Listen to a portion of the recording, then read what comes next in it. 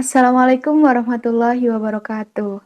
Halo teman-teman, pada kesempatan kali ini kelompok 8 yang terdiri dari Aulia Sulistiawati dan Feby Setiawati akan mempresentasikan unsur kemanusiaan dalam pandangan hidup. Kepada yang terhormat Ibu Siti Perdi Rahayu M.Hum selaku dosen pengampu.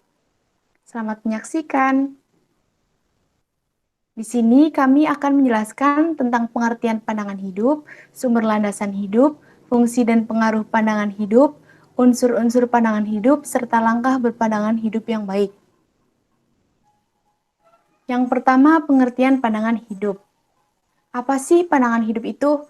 Pandangan hidup artinya pendapat atau pertimbangan yang dijadikan pegangan, pedoman, arahan, petunjuk hidup di dunia. Pandangan hidup tersebut merupakan nilai-nilai yang dianut seseorang yang merupakan hasil pemikiran dan seleksi manusia berdasarkan pengalaman sejarah menurut waktu dan tempat hidupnya. Pandangan hidup merupakan bagian yang tidak terpisahkan dari hidup manusia, karena pandangan hidup merupakan cermin dan citra kepribadian seseorang yang terwujud dalam perkataan dan perbuatannya. Menurut Kuncoro Ningrat, dalam buku Ilmu Budaya Dasar yang disusun oleh Edi Supandrio, pandangan hidup atau worldview adalah nilai-nilai yang dianut oleh suatu masyarakat yang dipilih secara selektif oleh individu dan golongan di dalam masyarakat. Pengertian pandangan hidup juga kadang disamakan dengan ideologi. Menurut William, ideologi mengandung dua hal, yaitu yang pertama, unsur-unsur filsafat yang digunakan atau usulan-usulan yang digunakan sebagai dasar untuk kegiatan. Yang kedua, pembenaran intelektual untuk seperangkat norma-norma, seperti kapitalisme dan sebagainya. Ideologi merupakan komponen dasar terakhir dari sistem-sistem budaya. Pengertian ini menyangkut sistem-sistem dasar kepercayaan dan petunjuk hidup sehari-hari. Satu ideologi bagi masyarakat tersusun dari tiga unsur yaitu pandangan hidup, nilai-nilai, dan norma-norma. Dengan demikian, pendapat ini menyatakan pandangan hidup merupakan bagian dari ideologi. Pandangan hidup digolongkan menjadi 5 bagian, yaitu yang pertama pandangan hidup sosialisme religius, umumnya dianut oleh orang timur seperti Mesir, Syria, Libya, Irak, Indonesia, Bangladesh, dan lain-lain. Yang kedua ada pandangan hidup religius, umumnya dianut oleh orang timur seperti Arab Saudi, Iran, Pakistan, Brunei Darussalam, Vatikan, dan lain-lain. Selanjutnya ada pandangan hidup liberalisme. Umumnya dianut oleh orang barat seperti Amerika, Inggris, Prancis, Jerman, dan Belanda. Kemudian ada pandangan hidup sosialisme. Umumnya dianut oleh orang antara lain juga Yugoslavia, Hungaria, Austria, dan lain-lain. Yang terakhir ada pandangan hidup komunisme. Umumnya dianut oleh orang Rusia, Jerman Timur, Cina, Vietnam, dan lain-lain. Yang kedua ada sumber pandangan hidup.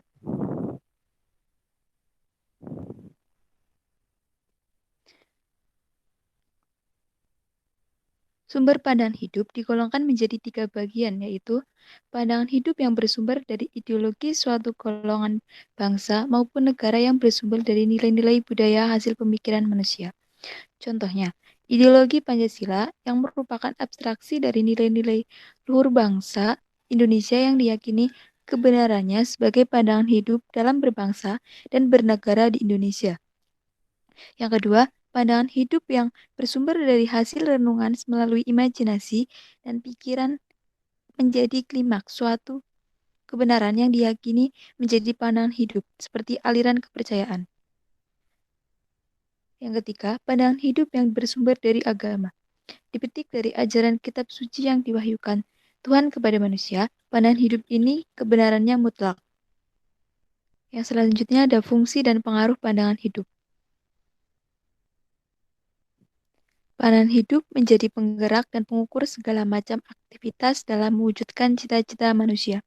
Pandangan hidup bisa membangkitkan daya kreativitas yang positif untuk mewujudkan manusia yang berbudaya lebih halus dan lebih manusiawi. Sebaliknya, seseorang yang tidak mempunyai pandang hidup dan nilai-nilai yang dianut, maka dalam kehidupannya akan cenderung apatis, ragu-ragu, dan tidak punya pendirian yang tetap. Keadaan demikian akan memungkinkan dirinya menjadi apa saja diterimanya, apa saja ditolaknya, dan semua perilaku dimainkan bagaimana sandiwara, semu, dan tidak dalam arti sesungguhnya.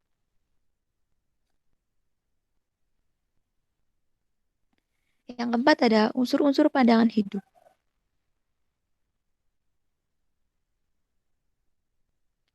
Kesadaran akan cita-cita, kebaikan, usaha atau perjuangan, dan keyakinan atau kepercayaan seseorang akan memunculkan tanggung jawab, harapan yang lebih baik, dinamis, dan mau bekerja keras tanpa menggantungkan diri kepada orang lain.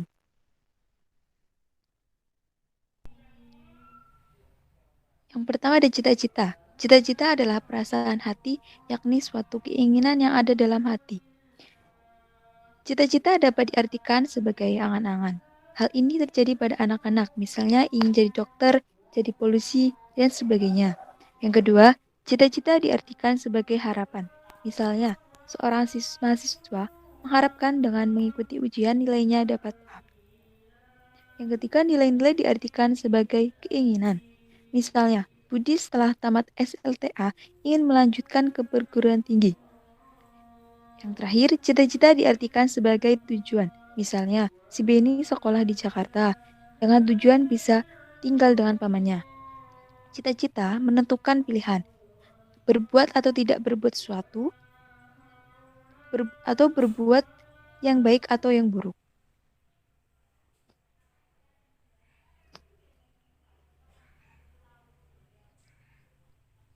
Dalam bertindak untuk mewujudkan suatu cita-cita, keadaan hati manusia dapat dibedakan menurut sifatnya sebagai berikut. 1. Hati yang keras. Berusaha sekuat tenaga, sekalipun banyak tantangan dan rintangan, tidak mengenal putus asa, dan tidak berhenti sebelum cita-cita tercapai. Yang kedua, hati yang lunak. Kemauan yang tidak terlalu kuat dan tidak terlalu lemah, bersifat fleksibel.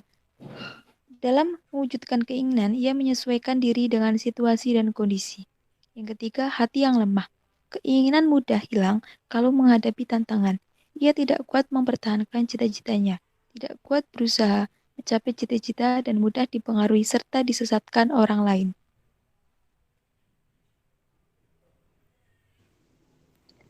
Kemudian yang kedua ada kebajikan. Kebaikan atau kebajikan ialah perbuatan baik atau sesuatu yang hakikatnya sama dengan perbuatan moral. Perbuatan yang sesuai dengan norma-norma agama dan etika yang mendatangkan keselamatan, keuntungan, kemakmuran, dan kebahagiaan. Kebajikan berarti berkata sopan, santun, berbahasa baik, bertingkah laku baik, ramah tamah terhadap siapapun, berpakaian sopan agar tidak berangsang bagi yang melihatnya. Tolak ukur perbuatan baik. Yang pertama ada suara hati. Moral sebenarnya banyak dikendalikan oleh suara hati setiap orang. Selain dari mengatur sikap, keinginan maupun tutur kata, suara hati sering juga bertindak sebagai hakim atau jaksa bagi kita. Menurut Alex Gunur, suara hati selalu memilih tindakan yang baik. Karena itu, seseorang yang selalu mematuhi suara hatinya, maka dia akan berbuat baik. Yang kedua ada suara Tuhan. Manusia diciptakan oleh Tuhan sehingga seyogianya hidup menurut kehendak Tuhan. Bila kita sadar dan yakin akan hal itu, maka seharusnya kita melaksanakan segala perintahnya dan menjauhi segala larangannya. Kemudian selanjutnya ada suara masyarakat. Manusia adalah bagian dari masyarakat. Keinginan-keinginan anggota masyarakat merupakan tujuan masyarakat. Suara hati masyarakat adalah keinginan baik semua manusia yang menjadi anggota masyarakat. Kepentingan umum adalah gambaran suara hati masyarakat. Karena itu, setiap orang harus patuh pada kepentingan umum masyarakat tersebut. Kemudian yang terakhir ada suara hati alam. Sebenarnya alam juga bersuara untuk menyampaikan keinginannya kepada makhluk yang menempatinya. Kita dapat merasakan bahwa alam juga membutuhkan perhatian dan kasih sayang. Kita sedih dan ikut sengsara kalau terjadi bencana alam. Karena itu, manusia seyogyanya mendengar suara alam dalam menggunakan alam tersebut.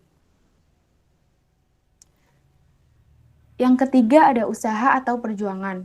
Usaha adalah kerja keras untuk mewujudkan cita-cita. Kerja keras dapat dilakukan dengan otak atau ilmu maupun dengan tenaga atau jasmani atau kedua-duanya.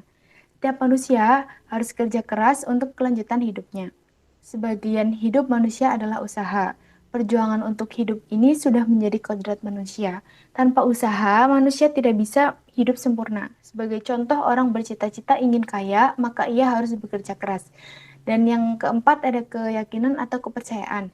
Keyakinan atau kepercayaan yang menjadi dasar pandangan hidup berasal dari akal atau kekuasaan Tuhan. Menurut Profesor Dr. Harun Nasution, ada 3 aliran filsafat, yaitu yang pertama aliran naturalisme. Hidup manusia dihubungkan dengan hal gaib yang merupakan kekuatan tertinggi. Kekuatan gaib tersebut berasal dari natur. Natur berasal dari Tuhan. Tetapi bagi yang tidak percaya pada Tuhan, natur itulah yang tinggi. Tuhan menciptakan alam semesta lengkap dengan hukum-hukumnya. Secara mutlak dikuasai Tuhan. Aliran naturalis berintikan spekulasi. Mungkin ada Tuhan, mungkin juga tidak ada Tuhan. Bagi yang beranggapan tidak ada, maka Tuhan dianggap sebagai natur. Bagi yang percaya Tuhan itu, kekuasaan tertinggi dan manusia adalah makhluknya. Maka manusia mengabdi kepada Tuhan berdasarkan ajaran-ajarannya. Ajaran tersebut ada 2 macam, yakni yang pertama ada ajaran dogmatis, agama Tuhan yang melalui nabi-nabi dan bersifat mutlak. Yang kedua ada ajaran agama dari pemuka-pemuka agama, yaitu sebagian hasil pemikiran manusia sifatnya relatif. Apabila aluran naturalisme ini dihubungkan dengan pandangan hidup, maka keyakinan manusia itu bermula dari Tuhan. Jadi, pandangan hidup dilandasi oleh ajaran-ajaran Tuhan melalui agamanya. Manusia yakin bahwa kebajikan itu diridhoi oleh Tuhan. Pandangan hidup yang dilandasi keyakinan bahwa Tuhanlah kekuasaan tertinggi yang menentukan segala-galanya disebut pandangan hidup religius atau keagamaan. Sebaliknya, apabila manusia tidak mengakui adanya Tuhan, natur adalah kekuasaan tertinggi. Maka keyakinan itu bermula dari kekuatan natur. Pandangan hidupnya dilandasi oleh kekuatan natur. Manusia yakin bahwa kebajikan adalah kebajikan natur. Pandangan hidup yang dilandasi oleh kekuatan natur bersifat ateisme. Ini disebut pandangan hidup komunis. Yang kedua ada aliran intelektualisme. Dasar aliran ini adalah logika. Manusia mengutamakan akal, dengan akal manusia berpikir. Apabila aliran ini dihubungkan dengan pandangan hidup, maka keyakinan manusia itu bermula dari akal. Jadi, pandangan hidup ini dilandasi oleh keyakinan kebenaran yang diterima akal. Yang ketiga ada aliran gabungan. Apabila kita kaji, maka antara 2 pandangan hidup ini terdapat perbedaan pokok. Pandangan hidup sosialisme menekankan pada logika kolektif, sedangkan pandangan hidup sosialisme mengutamakan logika berpikir dan hati nurani.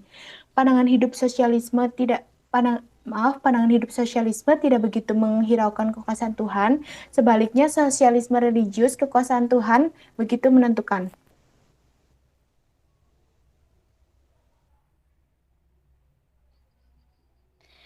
Yang terakhir adalah langkah berpandangan hidup yang baik.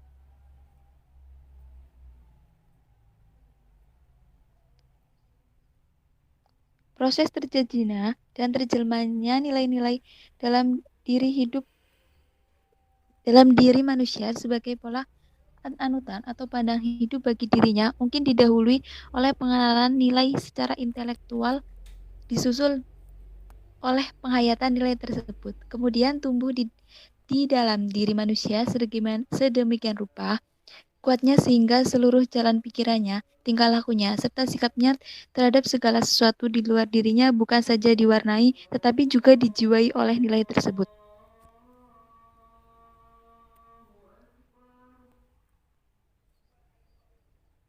Suatu nilai yang dijadikan pandangan hidup bagi seseorang menurut Rath, Simon, dan Harmin harus memenuhi beberapa kriteria, diantaranya 1. Memilih. Memilih secara bebas, artinya nilai tersebut dipilih secara bebas tanpa adanya paksaan ataupun tekanan dari siapapun. B. Memilih dari beberapa alternatif, artinya nilai yang dipilih tersebut terdiri dari beberapa alternatif nilai. Yang terakhir, memilih dengan mempertimbangkan akibatnya, artinya nilai yang dipilih setelah benar-benar telah diberikan secara konsekuensi yang terkait dengannya. Yang kedua, ada menghargai. Menjunjung tinggi, merasa bangga, menghormati dan menghargai pilihan nilai tersebut dan menjadikan nilai tersebut menjadi bagian dari pribadinya. Rela dan bersedia mengungkapkan, menyatakan dan mempertahankan nilai tersebut di depan umum, tidak merasa malu, segan atau takut telah memilih dan menganut nilai tersebut. Yang ketiga ada berbuat. A. Menerapkan nilai tersebut dalam perbuatan dan tindakan. Nilai tersebut dijadikan dasar bagi perbuatan dan tindakannya. B. Melakukan nilai tersebut secara berulang-ulang dan konsisten, sehingga akhirnya menjadi bagian dari sistem nilainya. Langkah-langkah berpandangan hidup yang baik. Yang pertama, mengenal. Mengenal merupakan tahap pertama dari setiap kegiatan manusia, demikian juga terhadap pandangan hidup. Seseorang harus terlebih dahulu mengenal apa yang akan menjadi pola anutan bagi hidupnya.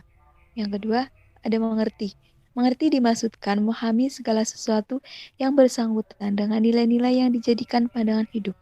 Yang ketiga, menghayati. Menghayati berarti menghayati nilai-nilai yang terkandung dalam pandangan hidup tersebut dengan memperluas dan memperdalam pengetahuan serta menganalisa hal-hal yang bersangkutan dengan pandangan hidup tersebut.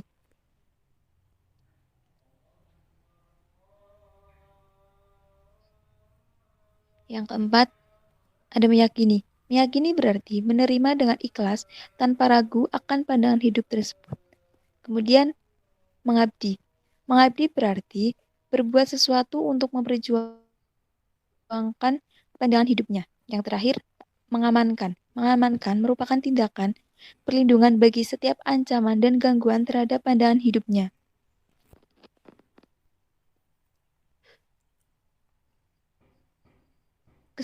Kesimpulan dari presentasi kali ini yaitu, pandangan hidup adalah gagasan atau pertimbangan yang menjadi pedoman, pegangan, arahan petunjuk untuk hidup. Gagasan itu dapat diterima oleh akal manusia dan dapat diakui kebenarannya sehingga manusia menerima hasil pemikiran itu sebagai pedoman, pegangan, arahan, petunjuk yang disebut sebagai pandangan hidup. Pandangan hidup cenderung diikat dengan nilai-nilai sehingga berfungsi sebagai pelengkap nilai-nilai dalam pembenaran atau rasionalisasi nilai. Pandangan hidup terdiri dari atas cita-cita, kebajikan, usaha, dan kepercayaan atau keyakinan. Dengan cita-cita, manusia mempunyai kehendak untuk mewujudkan apa yang menjadi harapan dan tujuan hidup. Akan tetapi Allah yang menentukannya. Pandangan hidup sangat erat kaitannya dengan kebajikan, karena beresensinya, pandangan hidup merupakan pembenaran dari rasionalisasi dari nilai. Untuk mewujudkan sebuah pandangan hidup harus dilandasi dengan usaha yang baik dan sikap yang positif.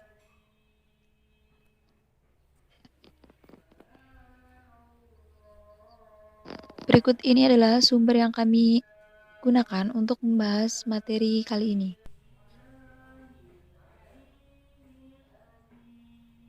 Sekian dari kami.